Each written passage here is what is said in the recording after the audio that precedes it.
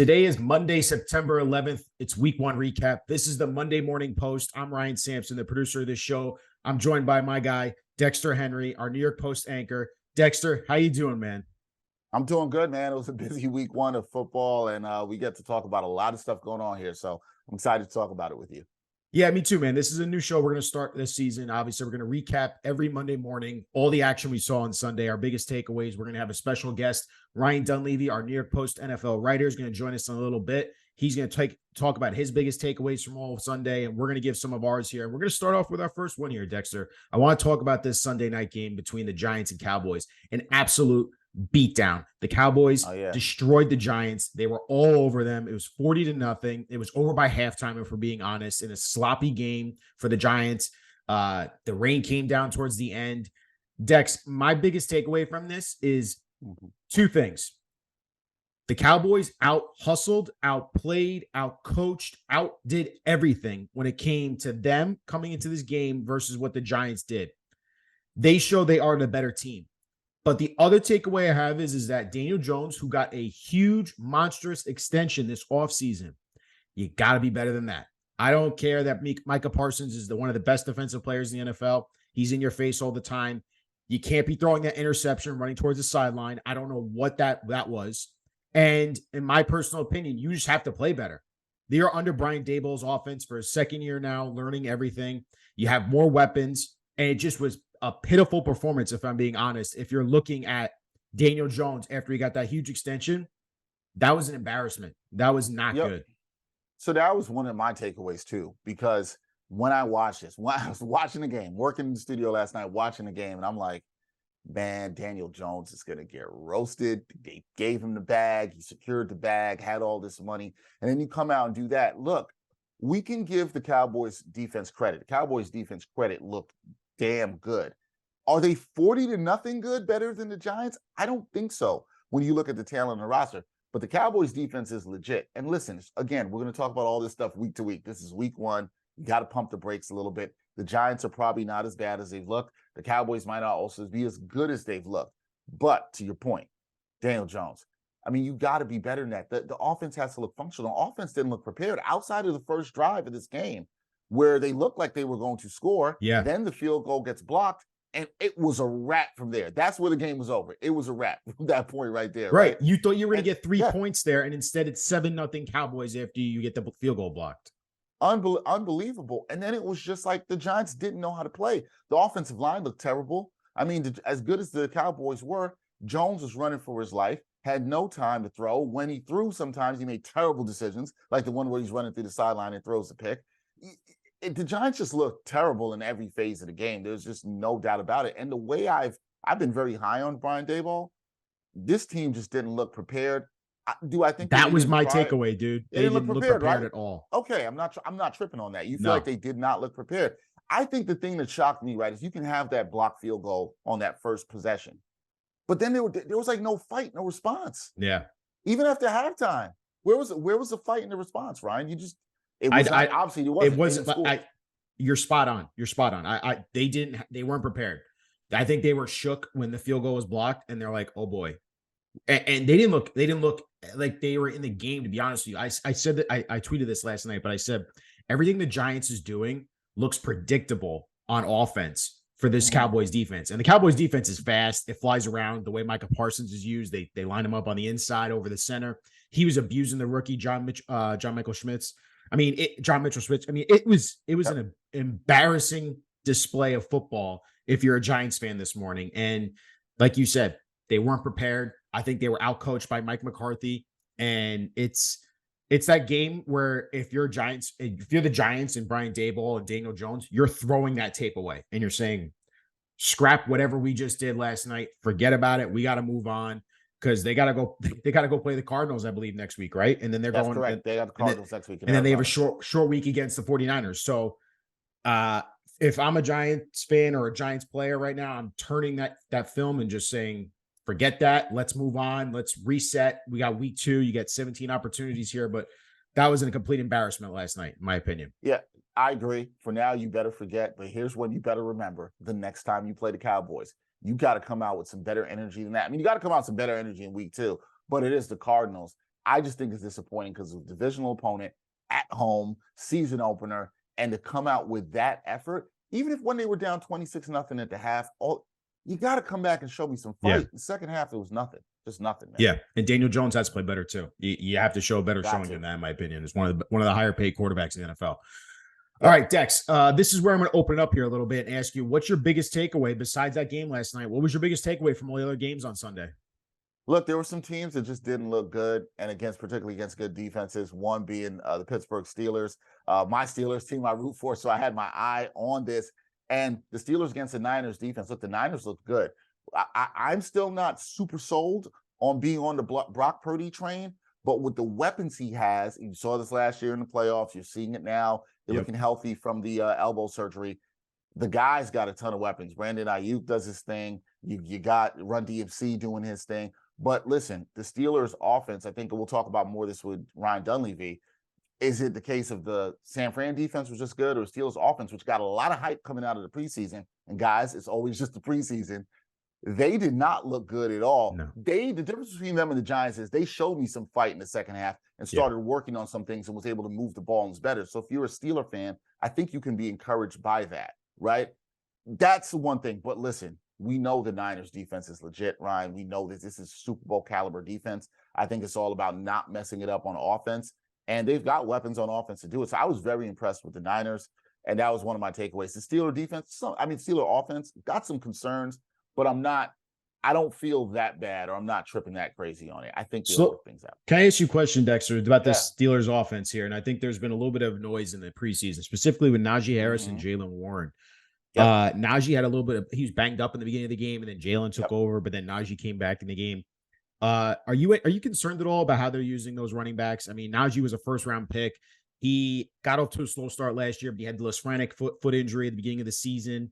But then he turned it on towards the end of the season. He was one of the best fantasy football running backs as well. But it seems like, to me, they're trying to do split carries here, or they're trying to split up the work between them two. Are you that part of the offense? Are you a little concerned? Yes, because that also tells me they think that Najee's not fully healthy right there, because you want to do that. He was supposed to be the feature back, or they don't believe in him as a feature back. It's one of the two. You know, the Steelers want to run the ball. That's always been their identity, to set that up first. You know, they want to do that. They were not able to get that going in week one against the Niners. To be honest, you mentioned it last year when they had struggles offensively. They were not able to get that going either. You saw that more towards the end of the season. They've got to get the running game going to help Pickett, to help set up the pass, to help get options to Pickens. We'll see what happens with Deontay Johnson. He gets injured as well, too. That hurt the offense. But, yeah, I'm concerned. I'm concerned about the run game, because it really has not been existent. We've seen this in stretches over the last 2 seasons prior to this. Yeah, and I think Mike Tomlin's always had that Steelers offense. Whenever I think about him in his tenure, he's always had a good run game, and he's always wanted to run the ball well, because he always wants to play good defense, but the running the ball, control the clock, make it easier on the quarterback's life. Obviously, Kenny Pickett, he looked okay. I mean, he had some moments. He looked good, but that defense, like you said, for the 49ers, they were in his face. Nick Bosa got him practice all training camp, signed the largest contract ever for a defensive player, shows up and just wrecks the game. I mean, he that's what he is. He's a game wrecker. And they're fast on all 3 levels in that 49ers defense. All 3 levels will get after you. Fred Warner, Nick Bosa. I love what they got in the back in the secondary. But on the flip side for the 49ers too, for me, you talked about Ayuk. I mean, just the weapons they have on offense. And I was doubting Brock Purdy coming into this year. I didn't think he was going to be. I thought last year might have been a little bit of a fluke. You know, like it's a QB friendly system. They make it easy, but that's kind of what Kyle Shanahan wants. He wants a quarterback that just plays point guard and distribute the ball quickly into these playmakers' hands. Last year they averaged the most yards after catch. This year looks like more of the same. I mean, you saw that CMC long touchdown. It's just they know how to get these guys open and scheme them and let them do their thing. So it's very impressive. The 49ers looked the part, and they look like the best team in the NFC. Honestly, I'm very impressed with what I saw with them yesterday. Yeah, I think they look like the best team in the NFC. I mean, I'm sure Cowboys fans want to say that they did as well too yesterday. But I think, just for all the things you said, so impressive on that side of the ball. I think Brandon Ayuk sometimes gets forgotten about as a weapon on the side of the ball. A lot of attention goes to Deebo Samuel, Run DMC, obviously as well too, Kittle as well. But like, he's such an explosive player. You saw what he did in the second touchdown down the sidelines in the second quarter, going for 19 yards. Yeah, he's a really impressive player. They have so many weapons. I think the thing is, let's see. And listen, the Steelers' defense actually is a good defense. So Yeah. yeah, that was not like a slouch defense they went up against. T.J. Watt had a phenomenal game, Mhm. despite in the loss. He's one of the game records as well too. I think that I want to see them what happens when they go against Philly, another team with another offense a little more potent that can go against them. But the Niners have everything to win the Super Bowl. Still want to see a little bit more from Purdy, but with the weapons he has and the way he's able to manage, he's a team captain now. He should. They look. They can win it all. They can definitely win it all. I know it's week one, but they can win it all. Yeah. Well, those are our biggest week one takeaways. Coming up next, we got Ryan Dunleavy from the NFL, our New York Post NFL writer, and he's going to go through all of his biggest takeaways and share all of his thoughts. We're welcomed now by Ryan Dunleavy, our New York Post NFL writer, and Ryan's going to share some of his top takeaways from Sunday's action. And I wanted to start off, Ryan, with the Chargers versus Dolphins game, an absolute shootout versus Tua versus Herbert. Tyreek Hill was a monster. What was your takeaway from this game? That it wasn't the Giants Cowboys game. No, I mean, honestly, guys, my takeaway was we do this. We forget how good players are when they get injured. Tua was an MVP candidate at the middle of last season, and then he got his second concussion, and the Dolphins kind of had to go to their third string quarterback. We know Tua almost had to retire, he said in the offseason. People forget he was playing at an MVP caliber level. Like, of all the great quarterbacks, he was right there with Burrow and Allen and Mahomes.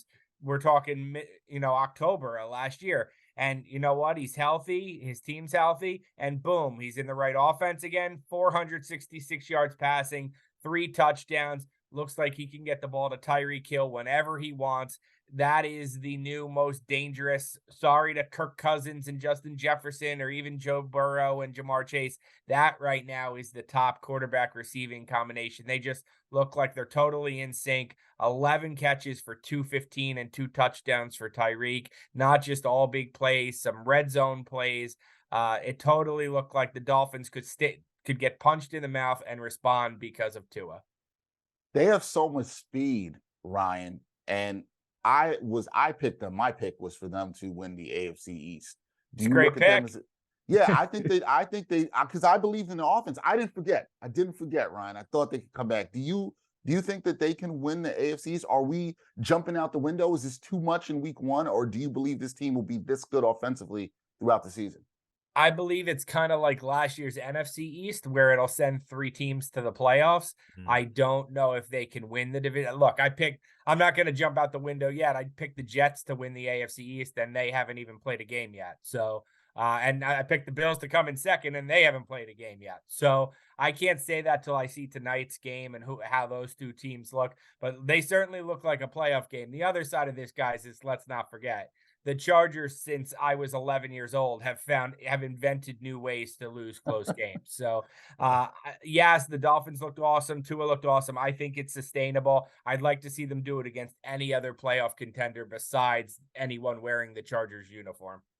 Yeah, All you're right. 100% right, Ryan. And I think a lot of people were on the Justin Herbert train versus Tua. Why'd you pick Tua over Herbert? I mean, it was another shootout yesterday. And they're both good quarterbacks, and they both played great yesterday. And it was a fun game to watch. It really was.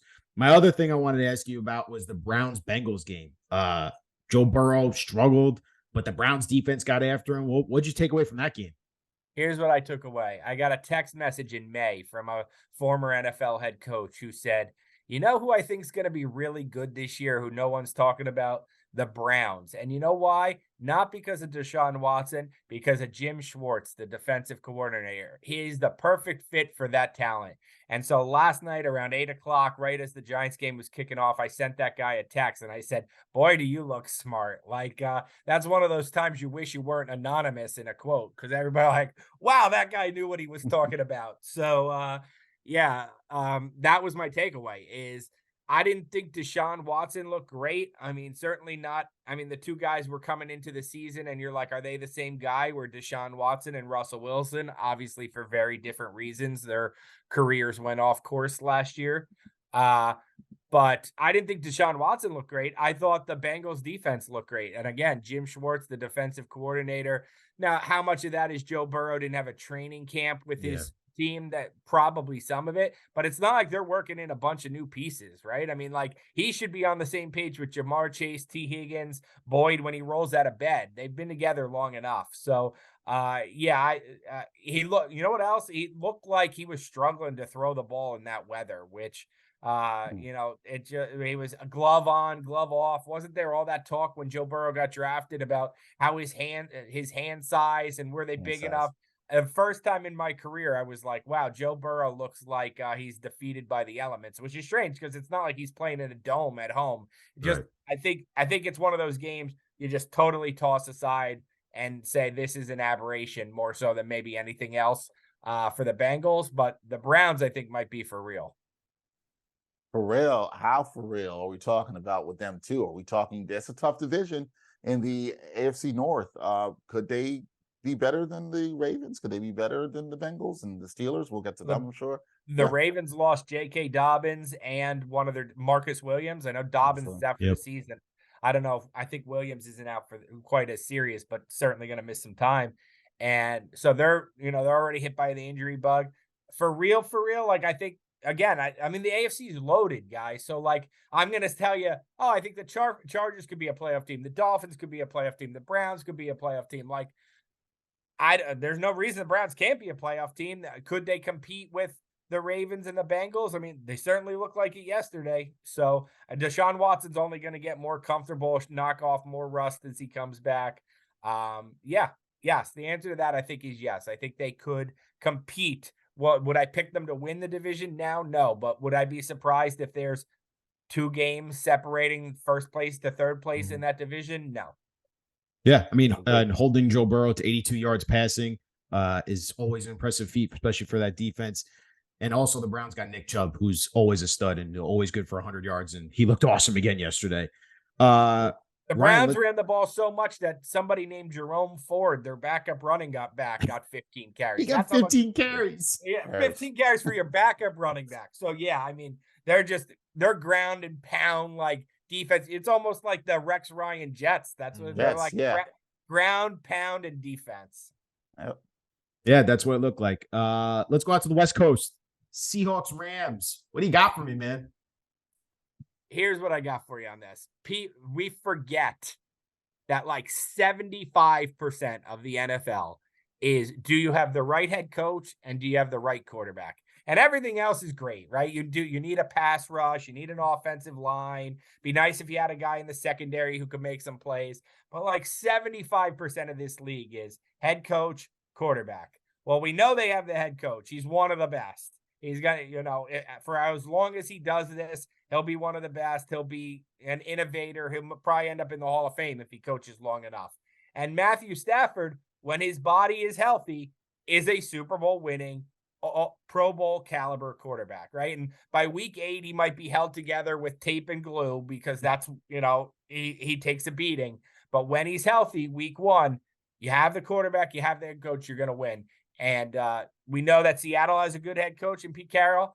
I'm not so sure that Geno Smith magical ride last year was sustainable. So Ooh. it certainly didn't look like it last week. I don't think you asked me like, oh, are the Dolphins a playoff team? Are the Browns a playoff team? Are they for real? I don't think the Rams are necessarily for real because I think Stafford will probably miss some time this season. It's just where he is in his career. But all that nonsense, oh, he can't get on the same page with young guys. He looked totally fine getting on the same page with young guys. Looked like they had a good running attack. I think that the Rams exposed the Seahawks maybe a little bit as overrated. I don't think the Rams are suddenly a playoff contender, but I do think that they could have a good disruptive September and October until age catches up with that roster. Okay, so that's what I was going to ask. Can they be disruptive there? You answered that with the Seahawks, right? You're saying, at least you're kind of alluding to here, Ryan, a bit of fool's gold, what we saw with them last year. Their stock going down. You're not believing in Geno Smith.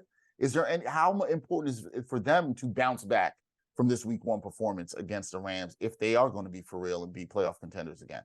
There's some room to struggle in the NFC because there aren't 7 good teams. So like you could get off to an 0-2 start and if you find yourself, make the playoffs. The problem is, look, Geno Smith proved me wrong last year. I didn't think it was legit last year.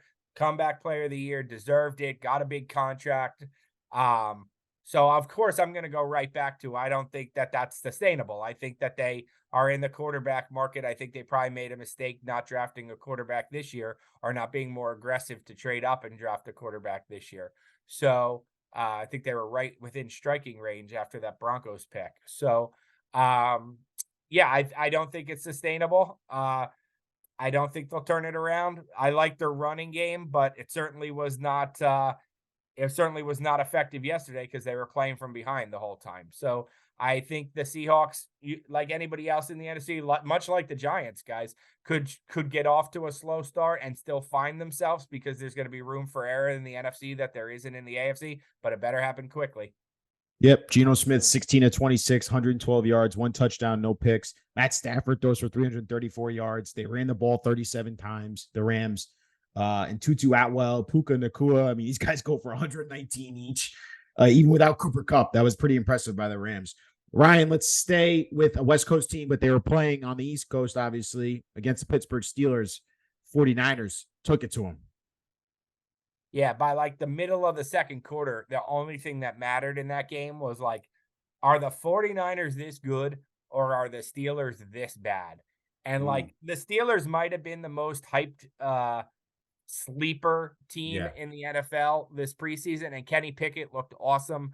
I thought he had a great preseason, but I picked them to come in last in the AFC North, mostly because, as we already discussed with the Browns, Bengals, and Ravens, that's a really good division with 3 really good teams.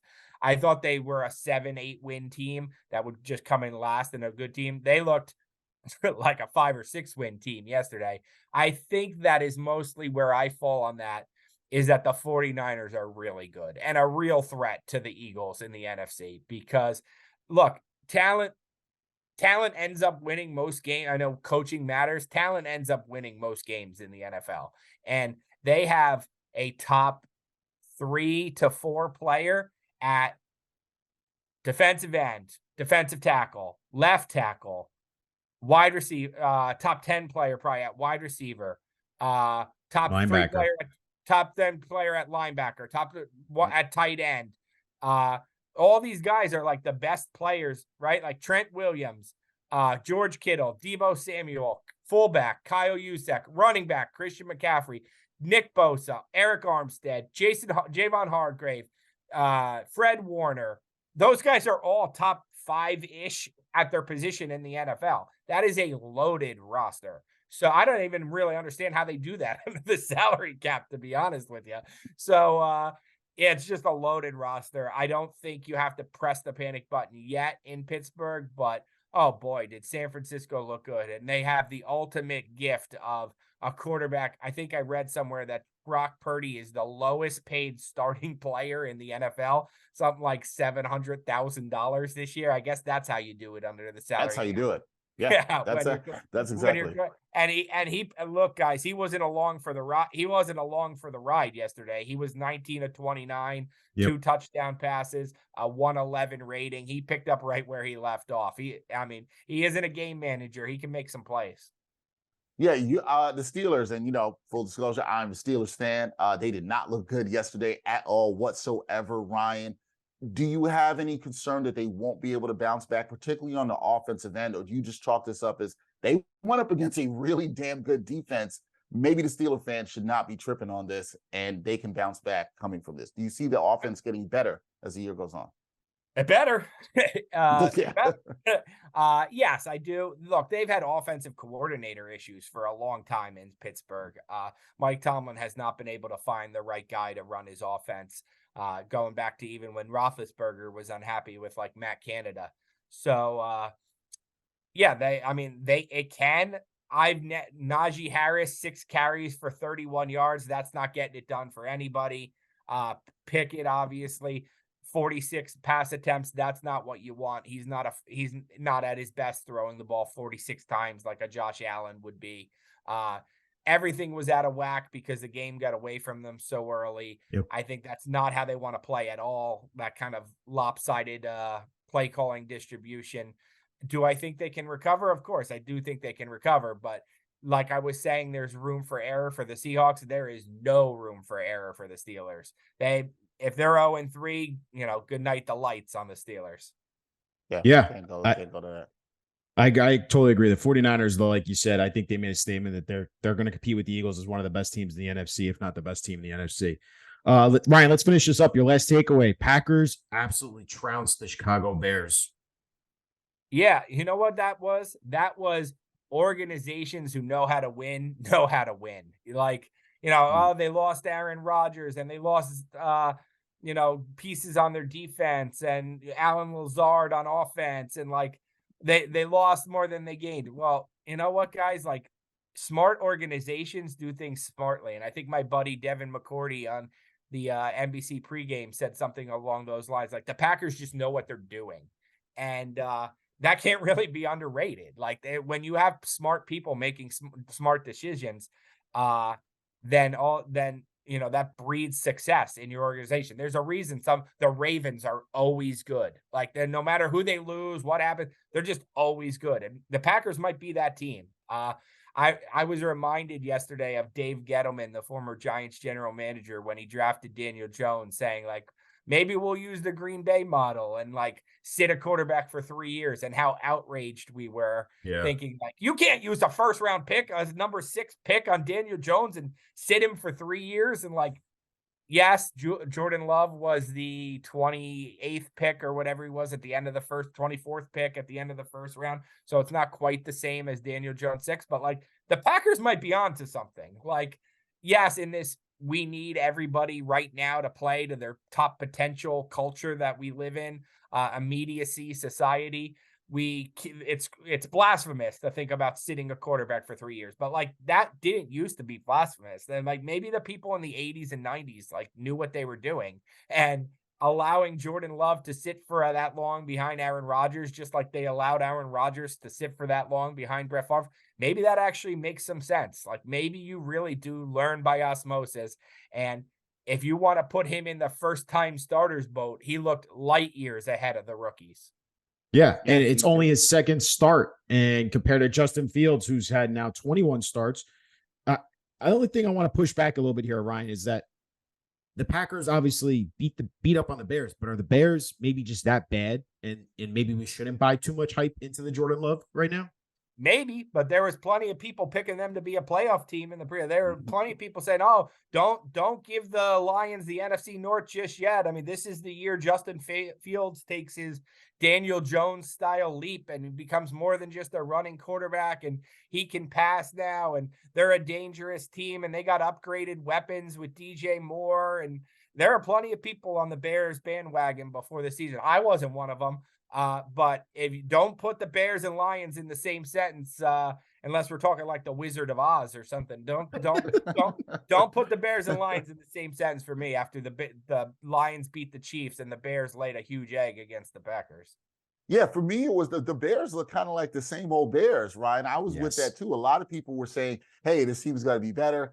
Fields is a little bit more offensive weapons this year. And where was that? We saw none of that against a Packers team that I don't think anybody else is saying that's that great. Do the Bears need to go back to the drawing board with things, or do you think there's room for them to get better too? No, I definitely do. Now, look, I think part of it is the Packers. The Packers have a better defense than anybody realized. When Aaron Rodgers was the talk of the town, right? Like, it was always like, oh, Aaron Rodgers, and he doesn't have enough weapons, and Aaron Rodgers and his offensive line. And it was like, well, they've built a pretty good defense around him, and I think that whether that would have helped him, whatever, it's certainly going to help a young quarterback. So, yes, the Bears need to go back to the drawing board, but this to me was more about the return. I don't even know if you could say the return, because it's not like he ever went anywhere, but the reestablishment of, hey, the Packers aren't about to fall to like a 3 or 4 win team because they traded Aaron Rodgers. They're going to be right there in the thick of things. Yeah, and in a weak NFC, they definitely have a shot, obviously, at making the playoffs. And they beat up on the bad Bears. And I just don't know if it's ever going to get better for Chicago right now. It's tough. Justin Fields only tried 3 passes over 10 yards. I don't know if you're going to win football games that way. You know what I mean? Well, that's not what the offense was supposed to look like. If you heard from everybody, you're supposed to be a little bit more open and not just focused on him running and being able to air it out some more. Well, I don't know if you guys heard here in New York, there was an offense that was supposed to look a little different than it did. Than it. So, you want to talk about offenses that were hyped up and did not meet the standard. I mean, look, week one, things happen in week one that you're not supposed to totally buy into. But I think that's one of those football cliches that's like, yeah, maybe like 50% of the stuff you don't buy into. But that leaves another 50% of the stuff that tells you right away what the truth is. So, yeah, 50% of it might be garbage, but 50% of it might be really, really true. And so that would mean that if that's the case, then either the Giants or the Bears offense is not very good. Well, we're going to find out, obviously, in the coming Yeah. weeks. Ryan, thank you so much for joining us and giving us all your week one takeaways, man. And we hope to speak to you soon again, man. Thanks for having me, guys. Thanks, Ryan. That was Ryan Dunleavy giving us all of his takeaways from Sunday. And now we're going to close out our show and talk about Monday Night Football. We got a big one, Dex. The New York Jets, Aaron Rodgers making his debut tonight at the Meadowlands, 9/11 anniversary. Bills come into town, division rival. This is all the hype. This is everything we've talked about all offseason. What is this Jets team going to do? What are they going to look like? Dex, what are you most looking forward to tonight, man? I'm most looking forward to just how pumped up this crowd is going to be for all this. They're going to be. And I thought Brian Costello said something to me very interesting last night on Sunday night. We were previewing the game. He said that his key for this game was how the Jets were going to manage their emotions. And I was like, that's actually a really good point. Obviously, you mentioned with 9/11 going down, obviously the tragedy that happened that day, everybody reflects and is very emotional about that, especially here in the New York City area. But you got the Jets coming back, football coming back, all the hype around the Jets. Talk about them being as good as the 85 Bears, all this stuff that's been going on. So how do you manage that emotions? Because the players feel that on the field. You feel it in the stands as a fan. Media feels it when they're there covering it. How do they manage these emotions? Are they able to get off to a quick start against the Bills? What if the Bills come out and punch them in their mouth like we saw the Giants yesterday when they have the missed field goal? Then is it going to be over there? I don't think you can have back-to-back games at MetLife Stadium that bad as we saw last night with the Giants and Cowboys, but you never know. So I think how they manage that emotions, I think Costello brings up a fantastic point in that, and I think that's going to be very key for the Jets because the players feel it. They know all the hype that's been around this team. I know you as a Jet fan, Ryan, you're excited to see them get this going. You want them to get off to a good start. I think it's important for them to get off to a good start. So, yeah, how are they going to manage those emotions? How are they going to deal with the hype? Listen, Time, this baby. is prime time. This is what I've been looking forward to all season, all the off season. Save New York football, please. New York Jets, just save New York football. We need it. We're down. I think New York is down in the dumps right now, but the Jets can make their statement tonight to the entire world, entire football world. Live up to the hype. Everyone knows what we're looking to do. Aaron Rodgers, go out there, play to your standard and show the world that you are still got that fire, still got that grit, and you're ready to show that you're one of the best in the game. I think Garrett Wilson is going to have a fantastic game tonight. I predict he's going to go off tonight. And I think he's going to be Devontae Adams for Aaron Rodgers this year. I really do. And I'm looking forward to this offense clicking early and often. It's Aaron Rodgers' offense. He's with Nate Hackett. They're going to run the gold zone offense. It's going to be fun. It's going to be exciting. Breece Hall's back. Dalvin Cook will be there. And I think the defense will be flying around. Listen, this is a Jets defense that gets after Josh Allen. They abuse him. Bryce Huff, Carl Lawson, Jermaine Johnson. These guys are going to get after Josh Allen. Try to force him to make mistakes. Sauce Gardner, don't get beat. Don't look in the backfield. Don't have those eyes peeking because you're going to get Steph Diggs. It's going to be fun, man. It's going to be exciting. I think it will be a shootout. I think it will be a fun game, but I really do expect the Jets to win tonight. I've never had this expectation before with this Jets team. You got a final score for me? You said it's a high scoring. I think the game's going to be more high scoring than people think too. I agree with you on that. I'm going to say 31-27 Jets. 31-27 Jets. Okay, I also will say, I want to add, I agree with you on Garrett Wilson having a good game. He had 2 good games against the Bills last year, 92 and 78 yards receiving in both of those games. I think he's able to do that again because I think he's just a beast. I think he's a star in the making here in New York, and he has a competent quarterback to throw him the ball now. So I think that really helps. Man. I think the thing I'm also intrigued to see is something else you mentioned, is how the Jets defense is able to get at and pressure Josh Allen, who they've had success in the past doing that with. We know the waves of pass rushers the Jets have here.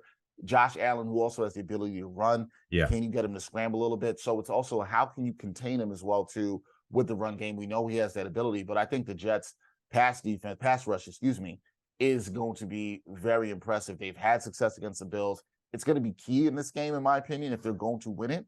They're going to have to get a little bit of pressure on Josh Allen. We know they can do it, but are they going to be as good as the 85 Bears? I ain't going that far. No. They got to pump the brakes on that, but I think that this is going to be an entertaining game. We need an entertaining Monday night game. We need it in New York. Ryan, you're here talking about saving New York football as if it's dead. We need to revive it because last night they didn't see any points from the New York football team. So, yeah, the Jets need to do something. Can't have two bad ones in a row. I guess it could happen, but that'll be disastrous. Like Robert Saleh said, time to play up to your potential. Be the bigger team, be the better team, and punch them in the mouth and let's get it going. Dex, this is week 1 recap, Monday Morning Post. Yep. Appreciate you as always, man. And if you're watching this, obviously hit the like and subscribe button on the New York Post YouTube channel. We're going to be doing this every Monday. We're looking forward to talking more ball with some guests. And yeah, man, I appreciate you. I appreciate you, man. Looking forward to doing it again for week 2, where I'm sure there'll be a lot more craziness in the National Football League. Thank you, bro. Jets. There you go.